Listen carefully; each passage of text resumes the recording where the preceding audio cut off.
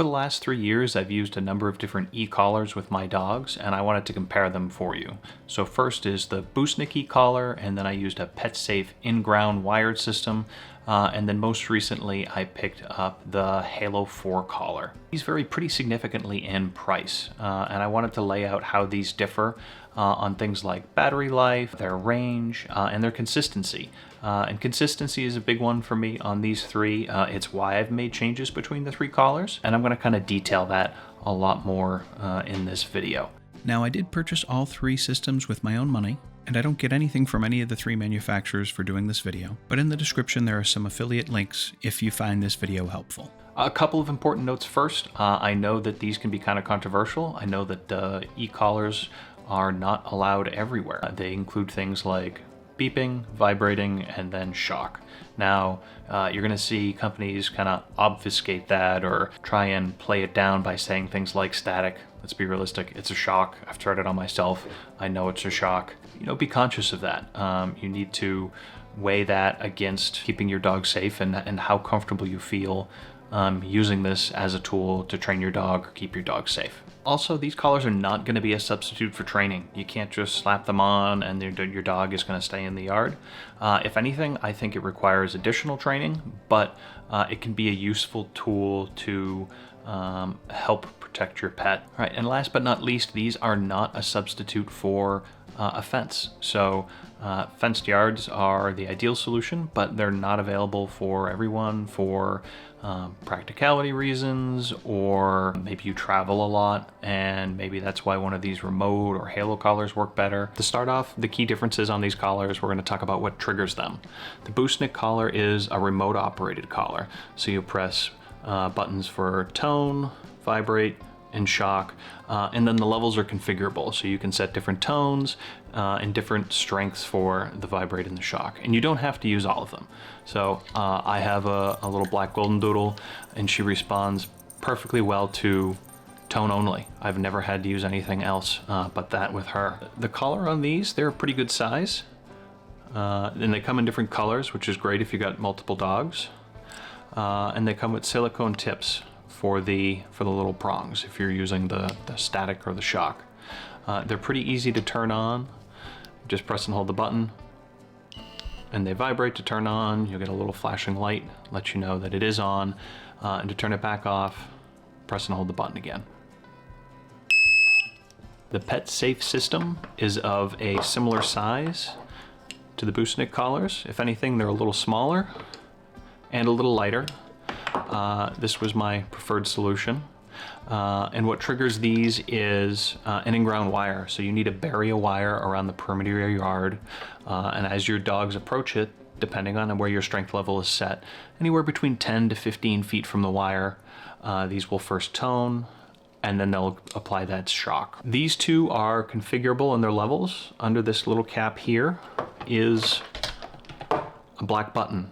And when we press this black button, we can set 5 different levels of shock strength. So start as low as you can go, and then you work your way up. My doodle, again, tone only works. We've never had to use the shock on this. The lab, I've cranked this guy all the way up, but it has been effective and he does stay in the yard. For the Halo collar, you design fences and an app on top of satellite imagery, and this is how you set the boundary, and as your dog approaches the boundary, he's going to get a whistle from a speaker, and then this will vibrate, and then he will get a shock, and those are configurable. Depending on the strength of the GPS signal, it's going to be whistle only, and this is going to become important later in terms of consistency, and I'm going to do some testing to help illustrate how long it takes for that GPS signal to kick in as you go from inside to outside the house. Halo recommends fences of at least 900 square feet, so for your reference, that's approximately a 30 by 30 foot area. That gives them some room to run around and stay clear of the boundaries. Halo recommends that you keep your boundaries at least 20 feet from roads or hazards to help keep your pet safe. I'm going to do some testing later in the video to show you why I think that's important. But the reality is, regardless of if you're using an in-ground system or you're trying to use a remote, keeping your pets away from the road is a great idea to begin with. But the Halo collar has its own limitations in terms of GPS accuracy.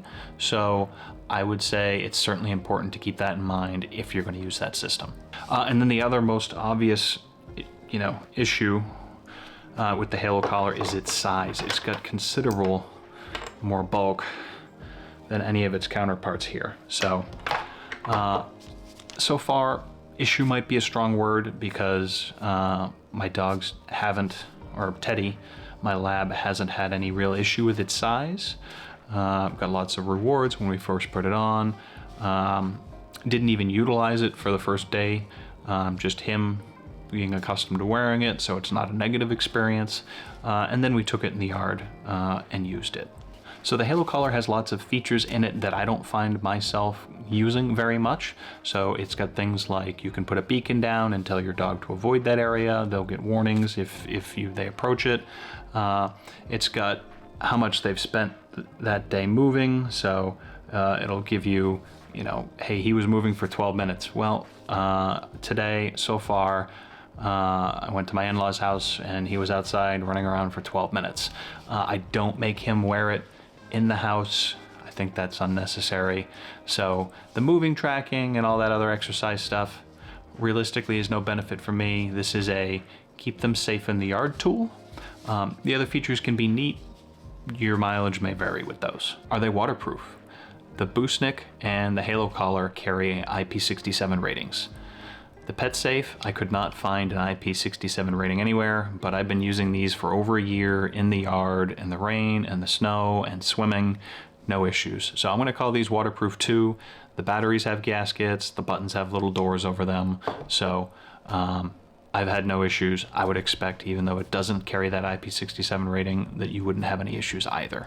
Range and area cover. The Bousnic system touts a 3,300 foot range. I've never used it at that range. Realistically, for me, if I can't see my dog, I'm not gonna alert him or give any feedback. I don't know what situation he's in. I didn't feel like it was appropriate for me to be using it as a training tool if I didn't have eyes on my dog. So that's the downside with this tool. Is for me, it works when you're in line of sight. You have to apply the correction every time and consistently. The in-ground system does the work for you. No matter where they are in the yard, whether you're paying attention or not, it's applying the correction. And the Halo will do the same thing. In terms of area covered, the Pet Safe system says a minimum of a third of an acre up to 5 acres. I did approximately 1 acre with 3 rolls of 500 foot wire, and it took about a weekend to install. On the Halo 4 collar, you can do up to 5 maps on the basic subscription plan, and that's kind of a huge knock against the Halo 4 collar, as you're going to get hit with a monthly fee in order to use it. Halo's going to recommend that you have a fence of at least 30 by 30, and then from there you can go roughly as big as you want. Battery life. The Bousnic remote and collar touted a 15-day battery life.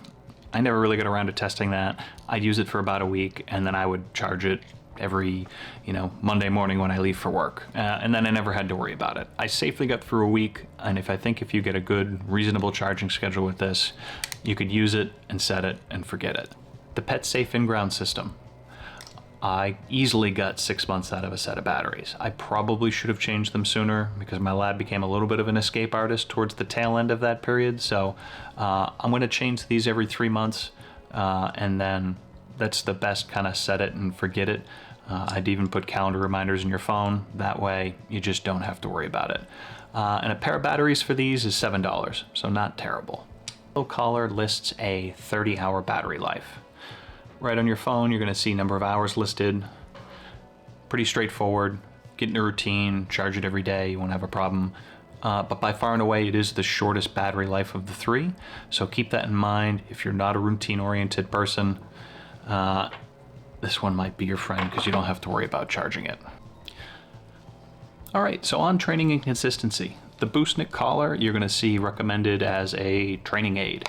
And you can do a lot of great training with it. And that's actually how I got started, is trying to teach my dogs to stay in the yard or discourage my doodle from barking or pulling on walks when other cues weren't working as effectively. So I still use this to this day, and this is a great entry-level starting point. However, for me, it was a starting point because we lacked consistency in the yard when defining a proper boundary. So, because I have a little escape artist, I upgraded to these probably about 6 months after having the Bousnic collar, and since then, this has been extremely consistent. It doesn't matter where in the yard they are. I know that when they cross from a safe area or a defined area outside of where I want them to be, they're going to get that tone right away, then they're going to get that shock. So this training probably took a good 3 weeks for both of them to fully understand what was an appropriate boundary. So first day or two, both of my dogs, which are kind of hiding in the background here, were extremely diligent about respecting the boundary during the training process. So what took 3 weeks was for them to stay mindful of it during distractions and when we're playing and things like that. So I could successfully throw a frisbee or a ball outside the play area at this point. They know they're not going to follow it. They'll run right up to the edge chasing squirrels, or they'll go down near my front steps, and they won't leave the driveway when people walk by. So the consistency takes some time, but know that these can work with proper distractions if you take the time to train your dog properly. But that can be a several week process. So that's true for any of these collars. And for me, training is kind of an everyday activity. So hopefully it is for you too if you're looking to use these tools, because that's really only what's fair to your dog, is if you're training them consistently so they understand what these cues mean. For the Halo collar, there's some training baked into the app, and they've got videos and stuff by Cesar Millan. It's worked pretty well so far. For the training, I've been kind of doing the same thing I did with the Pet Safe. So we walk the perimeter of the yard. As we approach the edge, I will call my dog. I'll call Teddy back from the edge and say too far or come. At the same time, he's getting the audible cue from the collar. So I give him a verbal warning. He understands at this point what that means. Turn him around, and he's learning from where the appropriate boundaries of the yard are. Both here and then in new locations. And it's the new locations that's taking some training time with this. So my own yard is well established, but the purpose of buying the Halo collar was to use multiple locations. I can do my house, my parents' house, my in-laws' house. We can go on vacations. I can draw multiple maps, and I can have a little more certainty about him staying in the yard. But each one of those locations is going to take some amount of training. And I would expect that if you're going to use it in that manner, that you're going to want to apply that same training as well. So this won't be a Band-Aid. You can't slap it on and be done with it.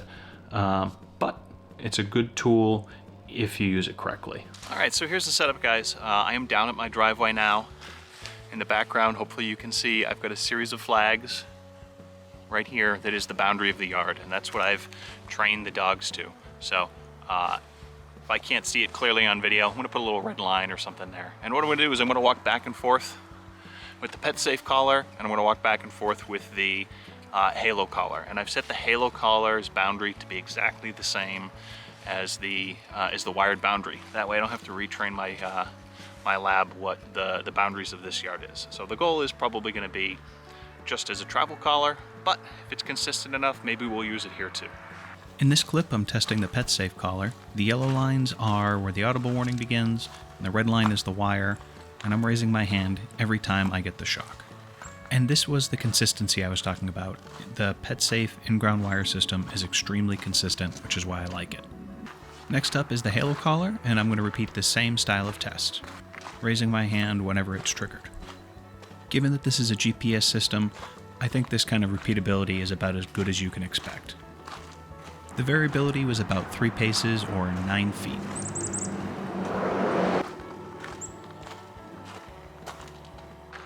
All right, so time for another test. We're going to talk about GPS acquisition time. So if the GPS signal is low, this is going to whistle only. It is not going to use the shock if it's not confident where he is, which can be a good measure. If you're in the house, you don't want your dog getting staticked or shocked. However, it does take some time to acquire. So I'm gonna do a pretty practical test. We all open our door, dog comes outside, sees a squirrel, distraction of some other kind, and bolts. So that's something we might try and train against, but let's say we do that. I know Teddy over here loves to run after squirrels. I typically open the door slowly, check myself, but let's say you forget, you slip sometime, you don't see it. Bolts for the road. I'm gonna come out of the garage where there is no GPS signal, and I'm gonna run for the road. And I know he can run faster than I can, and we're gonna see what happens. On whistle only.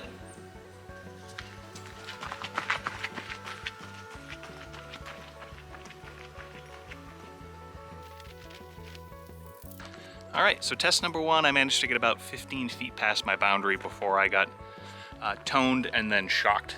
So I didn't hit the road. Great news for me in my setup. I think this is probably why Halo recommends you gotta be 15 or 20 feet from the road. So let's do another one of these, see if it kicks in time. All right, so I didn't even make it to the boundary this go. It just kicked in, heard the whistle, saw on my phone that the GPS signal moved to high. So test number two is good. Worked in advance of the boundary. Run three, kicked in again before I reached the boundary. Pleased to see that. Let's do it 2 more times, get my workout in today. Test number 4 was a little slower. I made it past my boundary before I felt it kick in, but it did kick in, and I did get the emergency shock before I reached the road. So, one more. Okay. All right, so test number 5 was slow again. I made it about 15 feet past the boundary again. Emergency warning, and then the whistle did kick in before I reached the road, which is good. I think this just really means follow Halo's rules to a T. You can't have that boundary be closer than 15 or 20 feet to the road. It's just not gonna work out. So give lots of space, and I think it's gonna work great. And that's probably why they say, under an acre, kind of pushing it. So keep the boundary requirements in mind if you're looking at one of these. And I don't have any tree cover at the moment, so GPS acquisition might be better now than it could be in other parts of the year. So definitely warrants some more testing, but I've got a little bit more confidence in this than when I started, just because it does activate before he reaches the road, which is my primary concern. On installation time and effort, for the Bousnic, no installation time. Charge it, slap it on him, and then it's down to training. And training is its own thing. I'm not gonna count that as part of installation time. For Pet Safe, this was the most time-consuming installation. This took a full weekend, and to be honest, I let the fall leaves bury some of the wire. So in critical areas like crossing my driveway, coming up and down stone walls, that took a considerable amount of effort. So if you're trying to bury a wire, be mindful of obstacles you may have in your yard that you're gonna have to work around. It's a great DIY project if you're patient, and I would encourage you to tackle that. This has been a good tool, particularly in a 1 yard, 1 fence scenario. For the Halo collar, again, like the Bousnic, no installation. The setup time was really easy. Logged into the app, created a fence, and we were often using it within, let's say, a half hour. And that included the time to watch the video, understand all the features and functions, and size it and trim the collar. So this comes with a much longer collar, and you just cut the end and crimp it to size to make it fit your dog. On cost, the Bousnic collar, by far and away the most economical. This is currently $43 on Amazon. It's a great entry-level way to decide if you want to use a tool like this with your dog. The Pet Safe in-ground, oh no, Got some baby crying, so we will be right back. One eternity later. One of the reasons I elected to get the pet safe collar is because of what you hear in the background. We have a new baby, and so we have some split focus between puppies and baby, and I want to make sure when we run out in the yard, if I'm paying attention to the newborn, I am not manually trying to correct my dog's behavior in the yard. I'm looking for a little bit more certainty as I do that. You may have your own reasons, but that was why I chose to upgrade from Bousnic to the pet safe, and then ultimately, because we've been traveling to my parents and my in-laws a lot more, the Halo. So that same scenario applies there. We need to keep the dogs safe regardless of their location. For the basic pet safe in-ground system, for one dog collar, you're looking at $160. For two dog collars, that's $215 currently, and that gets you 500 feet of wire, or about 1/3 of an acre covered. You can buy extra spools and cover more distance like I did. Now these also come with red collars only. Now if you got a couple dogs, that gets confusing fast, so you can replace them with different colors like I've done. That lands you about $15 a piece as well. It's from a third-party brand, but they fit on perfectly. Last and most expensive is the Halo Collar 4. So this is currently $599. I picked mine up on a Black Friday special for $550. When you throw tax in, you're basically back where you started. So this is one heck of an investment, which is partially why I recommend starting with something like this, because it lets you know if you're comfortable using the system before you spend a whole ton of money on something like this. The Halo Collar 4 so far has been really good. I like it, but for $599 plus another $10 a month minimum subscription, that's a pretty steep ask. Now I have two dogs, and thank God, one of them is actually extremely well behaved and stays close to me in the yard, doesn't want to be far away, isn't a wanderer. I don't really need this when I'm traveling. So this is my lab solution, not my doodle solution, but multiple dogs, this adds up fast. This testing, what am I gonna do, given that I've actually spent money on all three of these? I am actually gonna continue to use the pet safe system, particularly when it's in my yard. So I do like the Halo Collar. I don't find it as accurate or as reliable as these, and given that I already spent the time installing them, I'm gonna stick with it. Now, in hindsight, I might have considered jumping straight from the Bousnic system straight to the Halo Collar 4. I would have saved a lot of time and effort working on the installation process. But I wasn't willing to commit to this price initially. Had I known we were going to do so much traveling with our dogs, this would have been a no-brainer. Multiple yards, this is the solution. But given that the pet safe ones are just a tiny bit more accurate, they're my at-home solution. This is my travel collar. So hopefully you guys found this helpful. If you did, leave me a comment or a like. Tell me what you didn't like. If you don't think these are a great idea, what's your solution? I'd love to hear more on it, because you know, if there's a better solution, I'd be happy to check it out. So thanks for watching, guys, and I'll catch you in the next video.